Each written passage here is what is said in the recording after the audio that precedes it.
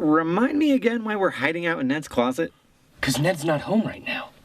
And we're gonna jump out and scare him. That's why I've got this scary trucker mask. Oh, and that's why I'm wearing the Sailor Moon outfit, right?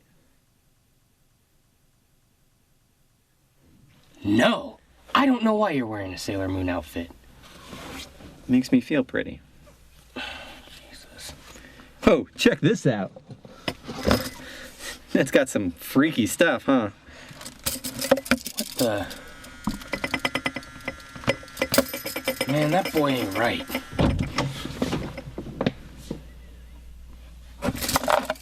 You can't scare me.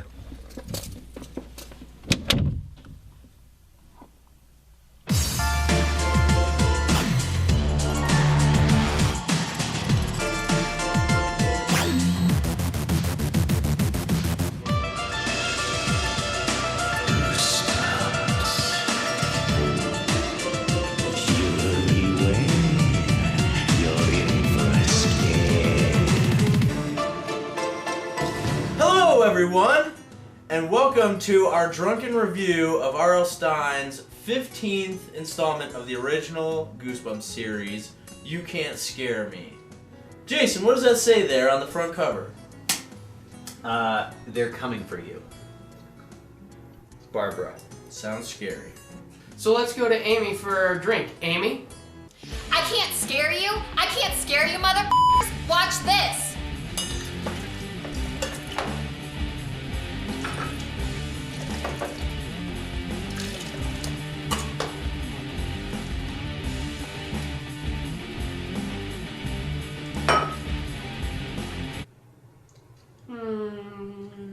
No, I don't think we'll be doing that. No. Ned, summon us up our special concoction.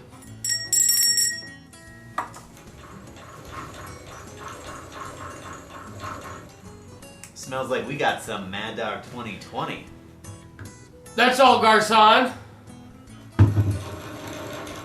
Intro shot. You can't scare me. It's Mad Dog with a little something extra. So this book opens up with our protagonist, Eddie. His best friend, Hat. Herbie Hat. Because he always wears a baseball hat and no one's ever seen his hair. And then two girls. Charlene and Molly. So we got basically a main group of 2 girls, 2 guys. And then on top of that, we've got Courtney and her best friend, Denise. No one likes Courtney. Courtney is the know-it-all, the perfect little kid. Courtney, you know you don't need to do any extra work. You've already got an A+. Yeah, but I was hoping I can get something higher. Courtney is basically this book's antagonist. There was one more character we encounter a lot. What was that character's name? What was Eddie's older brother's name? Was it Kelvin or Cretin? Cretin's a common name, right? Oh! Kevin! So because there is a character with Ned or Kevin's name in the book, he will be taking a shot. Cheers to me. So, while they're out in the woods, Eddie encounters a snake. And he loses his mind. It's coming right at him. It's gonna bite him. Oh my god. And Courtney steps in. It's like, what are you scared of? It's just a little green snake. Green snake, yeah. Isn't he cute? And she's holding it, and then she lets it go. She's stroking it, letting it slide in and out of her hand as Mr. Arlstein graphically described this 6th grader holding a snake. She lubed up the snake a little. Spit on it a little, smacked it on her boobs. Would you like to touch it? All the kids are standing in the clearing around Courtney, and Eddie's like, what's going on with Courtney?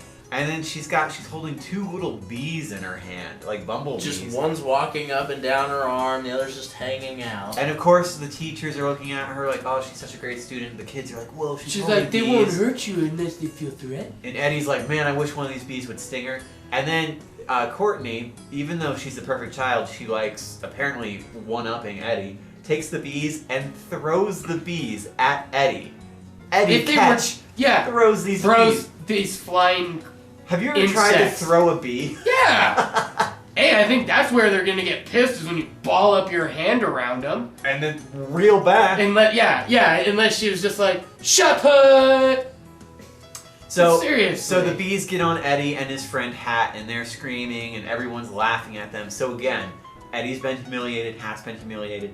They want This to bitch get. is going down. They want to get even with Courtney. They make a very good point, though. Courtney isn't afraid of anything. No, I'm not scared of anything. So what did they do after we've seen the incident with her and holding a snake? They're like, oh, let's take this rubber snake and put it in her lunch This box. big, thick, sticky, sometimes warm black rubber snake. Yeah.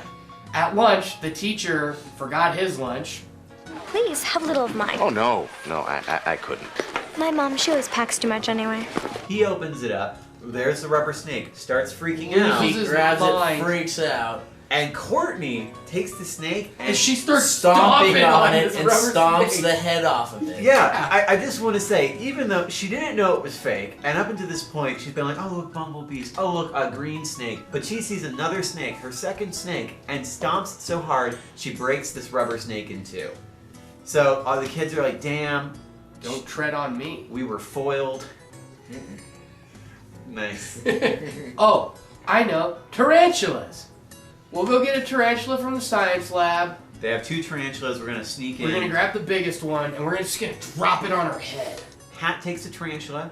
He drops it, but it doesn't land on Courtney. It hits Molly. It's in her hair. She's freaking out. And of course, perfect Courtney grabs the tarantula and lets it.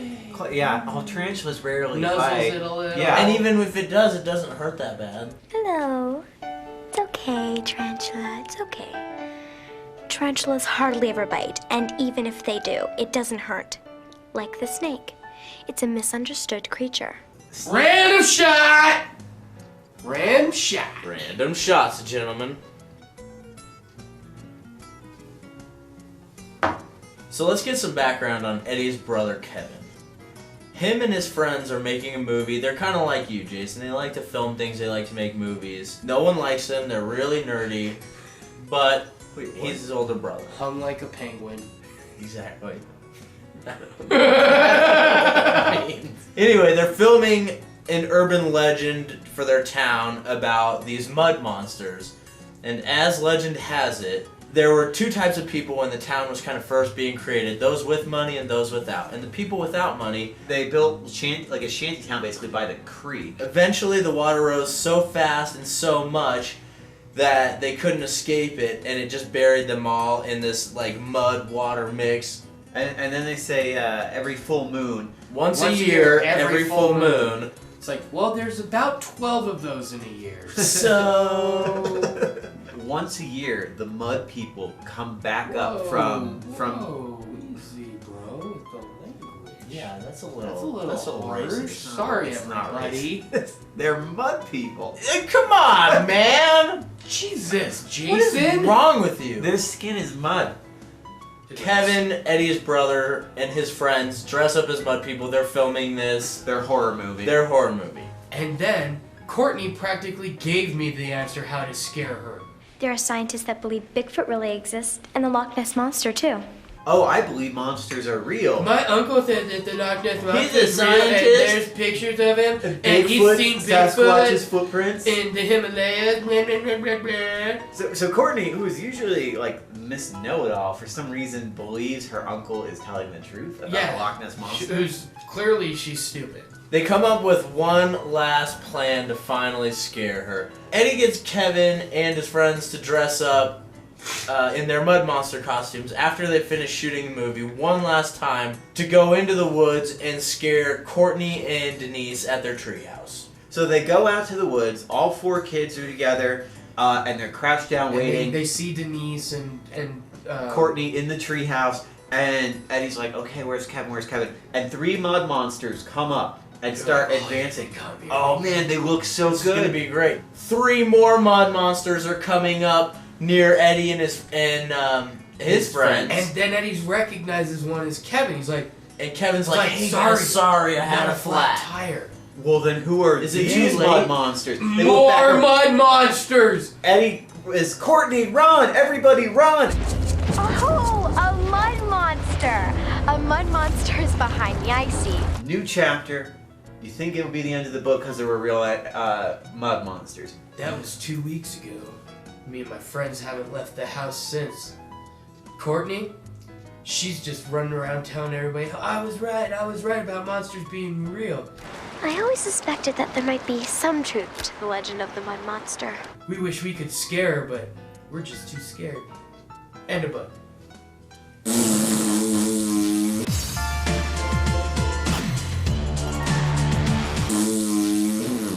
Well, we're gonna go watch this episode. It might be good. No. What if they improved on the book? That wouldn't be hard. I could wipe my ass with it and then improve on the book. Don't be such a chicken. It's for her. Chicken. Goosebumps book? Would you like to touch my trouser snake?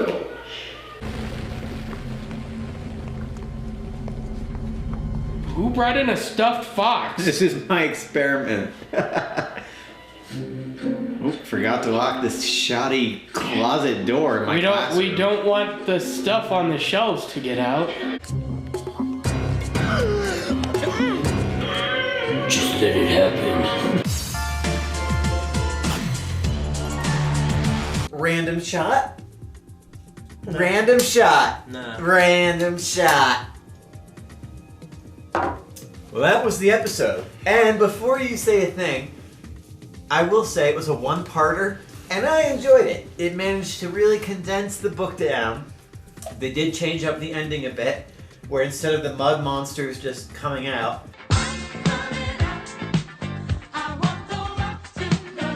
Courtney, being a brainy know-it-all that no one likes, talked the mud monster down so much that the sun came out and he solidified. Don't interrupt. I can feel your anger. Now, we have to talk about your aggressive behavior. Which I thought was a very funny ending. It was a good ending. I would say this episode was better than the book. I would agree with that. Yeah. That was the episode. Let's talk about the book. The book was so boring. I fell asleep twice trying to read it. Was late picking up Ned. And still didn't finish it. And finished reading it while we waited in line at Olive Garden. It was terrible. This book took me forever to read. Like, So boring. the There was so much pointless stuff. Nothing happens. This book could have been wrapped up in 20 pages. When we were at Stay Out of the Basement, it's like, oh, the title of the book is a line. And they say, Stay Out of the Basement twice. You can't scare me. I'm like, okay, Courtney should probably at some point in this book be like, nothing scares me. You can't scare me.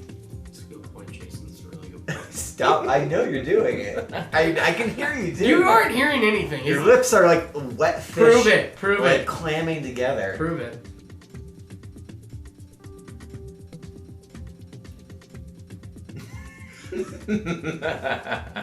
Alright, let's rate it. 0.125. 0.125. 0.125? Yeah. You don't need to say the 0. Ned? 1.42. I'm gonna give it a 4.